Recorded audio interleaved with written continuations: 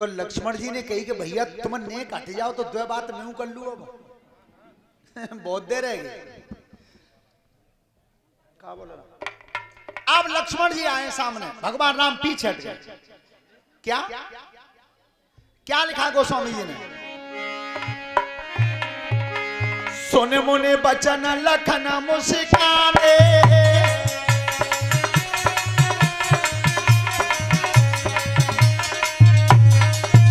अरे सुन मुनि बचन लखन मुस्काने, और बोले परशुधर अपमाने,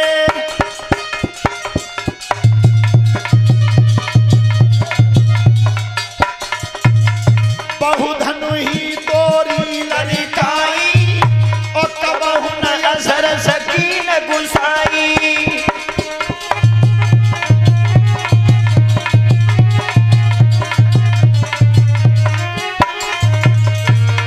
ये रणजीत सिंह बिजकौली से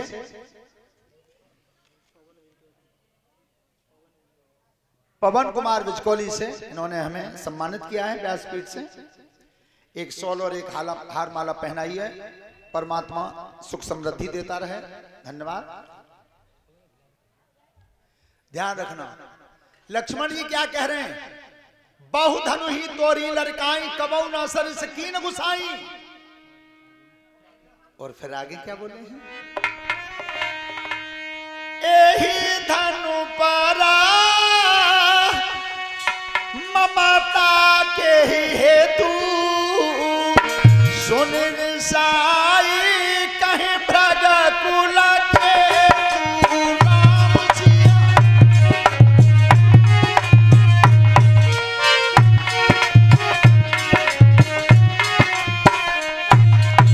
ध्यान रखना महाराज, मेरे बचपन में इतने धनुष तोड़े, तुम कबहू नाराज ना भय।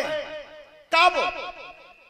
जब पृथ्वी को भीन किया था परशुराम ने क्षत्रियों से, तो सबके हथियार छीन छीन के कुटी पर इकट्ठे कर दिए थे। तो हथियारों की रगड़ से पृथ्वी बेचैन रहती थी। उस समय पृथ्वी बनी नारी और शेष को बनाया लड़का, और कुटिया पे छोड़ गई।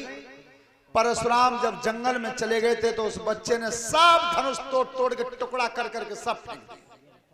तो मारा तब तो कबहू नाराज ना भय। और आज जब पुराने धनुष को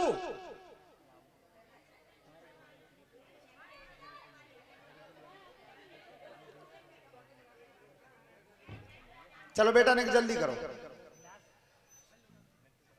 ध्यान रखना। लेकिन परशुराम को क्रोध है, बहुत ऊंचा संकेत कर गए लक्ष्मण जी, लेकिन फिर भी नहीं समझ पा रहे।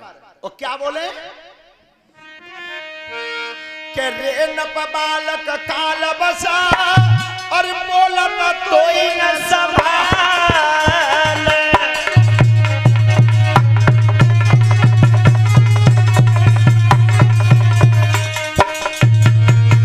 धनु ही समत्र पुराण, धनु विदित सकल संसार।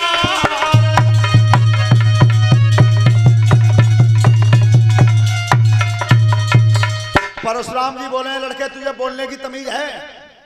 जे धनुष उनके समान है, मार दूंगा। बार बार कहीं बा फरसागी। ये स्वामी राजेश्वरानंद जी बता रहे हैं, राम स्वरूप आचार्य जी बता रहे हैं, जो संत शिरोमणि थे, राम कथा के बहुत अच्छे वक्ता हैं संत। तो उन्होंने अपने मुंह से कहा कि लक्ष्मण जी ने एक बात कही थी परशुराम से, क्या प्रभु एक बात बताओ, जो धनुष तुम्हारो? परशुराम बोले मेरो ना है, तुम्हारे घरे धरो, क्या मेरे घरे उना रखो?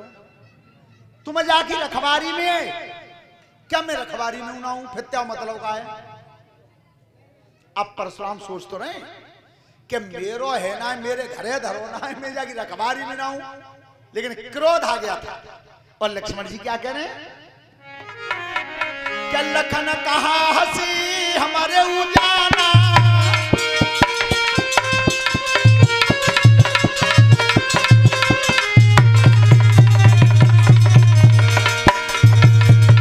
लखन कहा हंसी हमारे उजाना, और सुना देव सब धनुष समाना।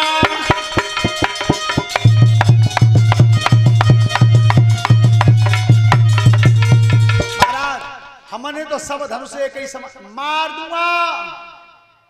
अब ध्यान रखना, परशुराम जी बार बार कह रहे हैं किनते फरसा से कि मेरे इशारे देने की जरूरत होती थी पर तो चलत में देर। ऐसा फरसा था परशुराम के पास, ये शिवजी ने दिया था। एक बार चला देते थे तो चाहे 1000 से, चाहे 10,000 से, चाहे 10 लाख से, जब तक वो लौटने का आह्वान नहीं करते थे तब तक फरसा सबको काटता रहता था। तो आज परशुराम कह रहे हैं कि तेने मेरा नित्य दिन हुक्म बजाओ, पर आज तू क्यों नहीं चल रहा है? तो फरसा उधर से परशुराम को संकेत करता है कि प्रभु में चलूं तो तब त्याज भुजा चले। अच्छा, फरसा भुजा ही में तो है, तब पहले भुजा चले। लेकिन ध्यान रखना, उल्टा हो गया बिल्कुल। भुजा जो चेतन थी वो जड़ हो गई, और जो फरसा जड़ था वो चेतन होकर बोल गया। महाराज अब ये भुजा तो चले, तो परशुराम जी भुजा को संकेत करते हैं कि आज तक ये भुजा कभी बलहीन नहीं हुई, पर आज क्यों नहीं उठी? ध्यान रखना, उस भुजा का संकेत है मेरे स्वामी, मेरे हाथ से फरसा इसलिए नहीं चल रहा है। देखो, अनेक बात कम करो, हमें कैबे में परेशानी आते हैं, और पीछे बहुत बहुत दूर के अच्छे अच्छे हमारे बुजुर्ग सुनवे आए, उन्हें सुनवे मिलना पाता। ध्यान रखना, भुजा का संकेत क्या है कि मेरे स्वामी एक तरफ अखंड हैं, भगवान राम अखंड हैं, और उनके भैया शेष हैं। तो अखंड कभी खंडित नहीं होता। और गणित पढ़ने वाले बच्चे ध्यान से सुने, जो शेष बच जाता है उसमें कभी भाग पूरा नहीं होता। तो खंड खंडित नहीं होगा, और शेष किसी से कटेगा नहीं। तो फिर जो बताओ मैं फरसा चला के करूंगा, ये तो अखंड है, इनका कोई दुनिया में खंड नहीं कर सकता, और वो शेष हैं। तो देखिए, तुम्हारे गणित का सवाल निकालते तो जो शेष बच जाता फिर वो कहते हैं कटता नहीं है, कटता नहीं है। ध्यान रखना, अब परशुराम जी को शंका हुई, मन में शंका हुई, किस बात की? कि जिस दिन मेरे गुरु ने फरसा दिया था और मरीच ऋषि ने वो धनुष दिया था हाथ में। ए बेटा, बात क्यों कर रहे हो जी? बता, बे बांट रहे, तुम आवाज क्या कर रहे हो? उतनी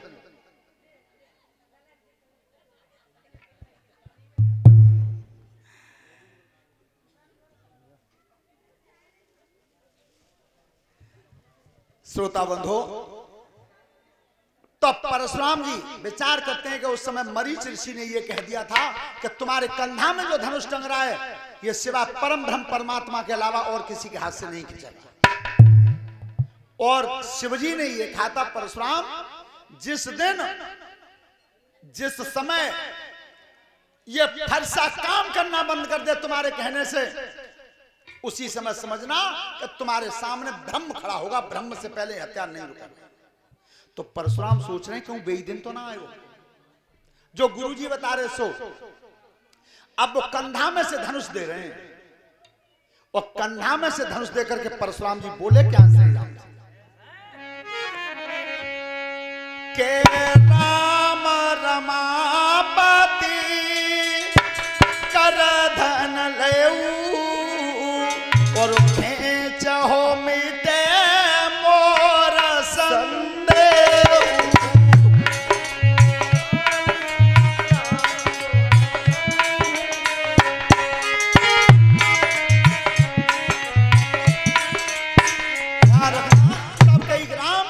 ये मेरे कंधा में जो धनुष ऐसे खींच के दिखाओ। इतनी कह पाए तो तक तो धनुष अपने आप चला गया हाथ में। क्यों चला गया? जिनको हतो तेने बचलो। ध्यान रखना, वो धनुष अपने आप ही खींच गया था। उसी समय परशुराम जी समझ गए कि भगवान का अवतार हो गया है। श्री राम को पहचानने के बाद प्रणाम कैसे हुआ था कि मन ही मन परशुराम जी श्री राम को प्रणाम करते हैं। और क्षत्रिय कुल के राजकुमार हैं। इस नाते से सकल समाज के सामने भगवान श्री राम ब्राह्मण को प्रणाम करते हैं। प्रणाम करना चाहिए ब्राह्मण को। श्रोता बंधो, लेकिन एक बात जीवन में ध्यान रखना, दुष्ट प्रवृत्ति के जो हों, तुम्हें खूब मालूम हो अपने पेट में कि ये दुष्ट प्रवृत्ति का है, उसके कभी पैर मत छूना, चरण मत छूना उसके। क्यों? ध्यान रखना, जो पैर का अंगूठा होता है उसमें से आशीर्वाद की किरण निकलती है, तेज वहां से निकलता है और मस्तिष्क में से प्रवेश करता है। तो कभी भी दुष्ट राक्षस के पैर मत छूना। आज भगवान राम का स्मरण करते हुए परशुराम जी चले गए और इधर राजा जनक जी ने खबर भेजी अयोध्या में कि तुम्हारे पुत्र राम ने धनुष तोड़ दिया है, बारात सजा करके लाओ। बारात तो महाराज दशरथ जी आज बारात लेकर के आते हैं। ध्यान रखना, भरत और शत्रुघ्न अब आए हैं।